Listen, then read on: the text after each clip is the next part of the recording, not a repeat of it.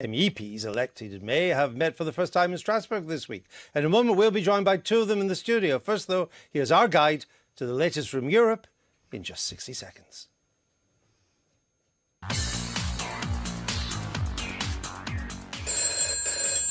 The week's most awkward phone call as the Prime Minister congratulates Jean-Claude Juncker on his new job, despite spending weeks trying to stop him. The new European Parliament began its session with a blast of Beethoven's Ode to Joy, the EU's anthem. Not exactly one direction, more like two. Most MEPs looked one way, UKIP's the other. But whilst UKIP think the EU is rubbish, it's official. The European Commission is talking rubbish. The Commission's proposed that councils will have to recycle 70% of household waste by the end of the next decade. Better news from anti-Angela for Dave this week, after Germany backed plans to ban migrants sending child benefit abroad. And who's this smoothie accusing Europe of being clapped out? Matteo Renzi's the new Italian Prime Minister and says the continent's moving at half the speed of the rest of the world. So, time to get a wriggle on then. Pronto. We're all used to a left-wing, right-wing divide in politics, but after the recent European elections, in which anti-establishment parties made big gains, are the new division lines in European politics now between Europhiles and Eurosceptics? The European Parliament is still dominated by the two big traditional political groupings. One's the EPP, that's the European People's Party. They've got 29%, it's centre-right of the seats, and the S&D, that's the Progressive Alliance of Socialists and Democrats, centre-left. They've got 25% of the seats. Now, though these groupings are on different sides of the political spectrum, the EPP on the centre-right and the S&D on the centre-left, well, they have one thing in common. They are both very pro-European, in some cases almost federalist.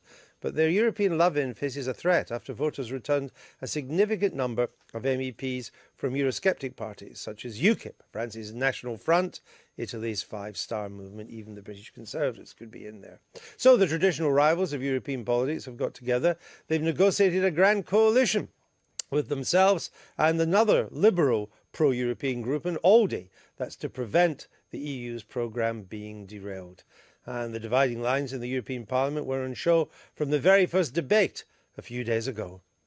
We now, the Eurosceptics, are the progressives. These two gentlemen had nothing to say today. It was the usual dirge-like dull, looking back to a model invented 50 years ago. And we're the ones that want democracy. We're the ones that want nation state.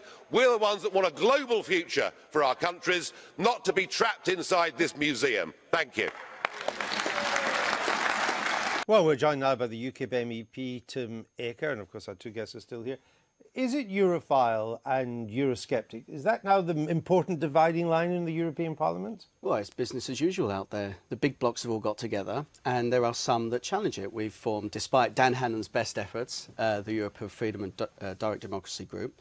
And you could hear there the applause for what Nigel was saying. There is now a movement away from the old more Europe, more integration.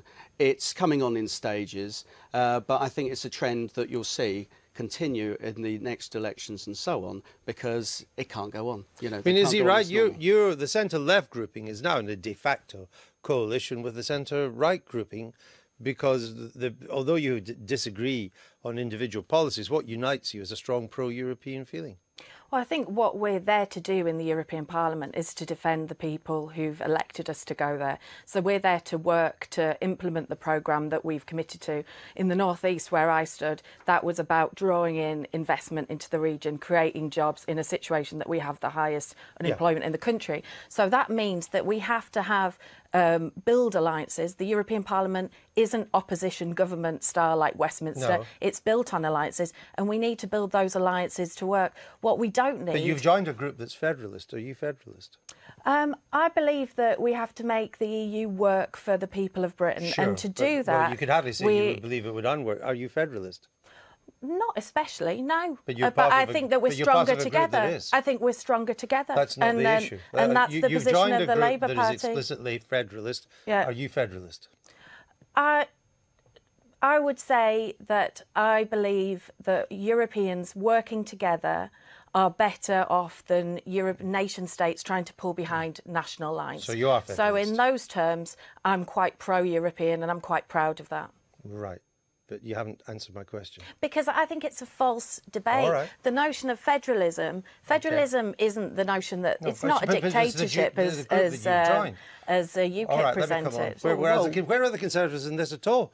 You're not. Isolated. You're not at all. You're not in either of the two main groups. The Conservatives are now part of the third largest group. We are a group which believes in reform. It's in our title. None of your main allies, if you take the German Christian Democrats, the French UMP, the Spanish Conservatives who are currently in power, none of these, your natural allies in Europe, are in your group.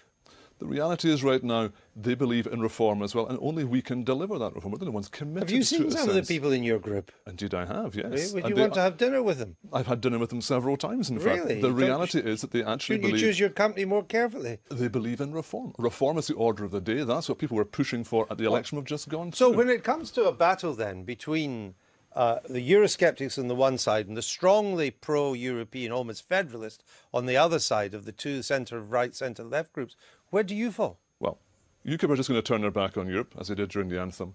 Federalism here is not what we're for. We actually believe we can make the euro, we can make Europe work. Where does UKIP go? Because although the, if I can call them the anti-European parties, did very well in the European elections, when you add together the three centrist groupings, the centre-right, the centre-left and the liberal grouping, you're still way outnumbered and you don't all agree among yourselves. Well, I mean, the questioner who took Nigel to task on saying, if you oppose this, what are you doing here? That's the mindset of the big groups. That's the mindset of the whole European project. And when you talk about reforming, there were more spoilt ballot papers than your ECR candidate got in the election of the president. So, you know, we don't want anything to do with this parliament. We'd rather be out of it and let them get on with it. There were 5 candidates in that election, and it was a secret ballot, and anybody could have voted any way. Except the EPP did not put up a candidate, and they're the single biggest group in the parliament. It was a cosy stitch-up deal, old Europe. But that's the problem. Here's the rub. I mean, you're still outnumbered in the European Parliament quite substantially.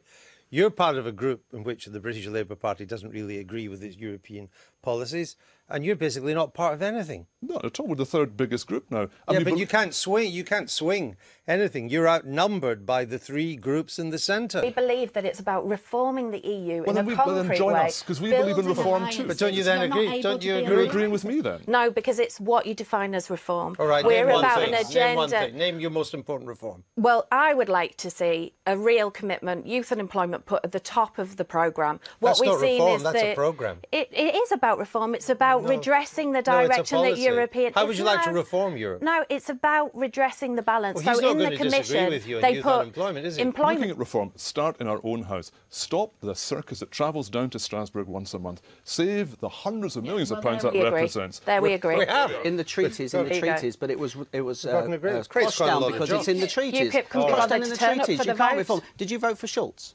I did vote for Schulz So because he's you the voted leader for of a my federalist? No, he's the leader of my political group in the European Parliament. Okay. I wouldn't have voted for a communist. I didn't vote for a Conservative. He was the candidate who was the leader of my group. Thank you very much.